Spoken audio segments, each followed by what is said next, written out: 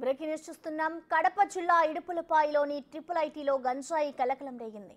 Engineering చదువుతున్న ఇద్దరు విద్యార్థులు గంజాయి సిగరెట్లు లోనికి తీసుకెళ్తుండగా సెక్యూరిటీ సిబ్బందికి పట్టుబట్టారు. ఈ వ్యవహారంపై పోలీసులకు ఫిర్యాదు చేశారు. విద్యార్థులకు గంజాయి ఎక్కడి నుంచి వచ్చింది, ఎలా కొన్నారు, ఎవరి దగ్గర కొన్నారు అన్న కోణాల్లో దర్యాప్తు చేస్తున్నారు.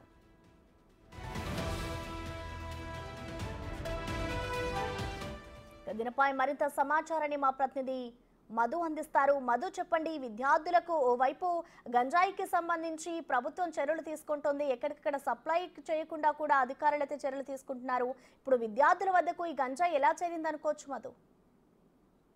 కడప జిల్లాలో గత కొద్ది రోజులుగా అంటే 3-4 సంవత్సరాలుగా విచ్చలవిడిగా గంజాయి విక్రయాలు జరుగుతున్నాయి. అయితే పోలీసులు అయితే గతంలో నిమ్మకు నీరెత్తనట్లు ప్రవర్తించారు. అయితే ఈ కూటమి ప్రభుత్వం ఏర్పడినప్పటి నుంచి గంజాయి విక్రయదారులు కావచ్చు, గంజాయి సప్లై చేసే వ్యక్తులను కావచ్చు, ఎక్కడికక్కడ కట్టడి చేసే విధంగా చర్యలు అయితే చేపడుతున్నారు. అయినా కూడా కడప జిల్లాలో అక్కడక్కడ చెదురుమదురుగా గంజాయి విక్రయాలు జరుగుతూనే ఉన్నాయి. అయితే ఈ నిన్నటి ఈవినింగ్ రోజున ట్రిపుల్ ఐటీ ఇడుపులపాయ దగ్గర ఉన్న ట్రిపుల్ ఐటీలో ఇద్దరు విద్యార్థుల దగ్గర దాదాపు 4 గ్రాముల గంజాయిని గుర్తించినట్లయితే తెలుస్తుంది. అయితే ఆ సిబ్బంది తక్షణం సమీపంలో ఉన్న పోలీసులకు అయితే సమాచారం ఇచ్చారు. అసలు గంజాయి ఎక్కడి నుంచి వచ్చింది, గంజాయి ఎవరిచ్చారు మీకు అని చెప్పి వాళ్ళను ప్రశ్నించగా అయితే పోలీసులకు వాళ్ళు ఇచ్చిన సమాచారం మేరకు అయితే కడప నగరంలో ఓ వ్యక్తి అయితే వాళ్ళకి ఇచ్చినట్లు సమాచారం పోలీసులకు అయితే తెలిపినట్లు తెలుస్తుంది. అయితే ఏది ఏమైనా కూడా గంజాయి విక్రయాలు స్టూడెంట్ దగ్గరకు కూడా వెళ్ళిందంటే కడప జిల్లా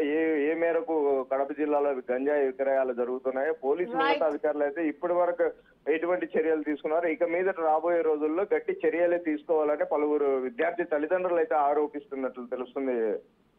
థ్యాంక్ యూ మధు.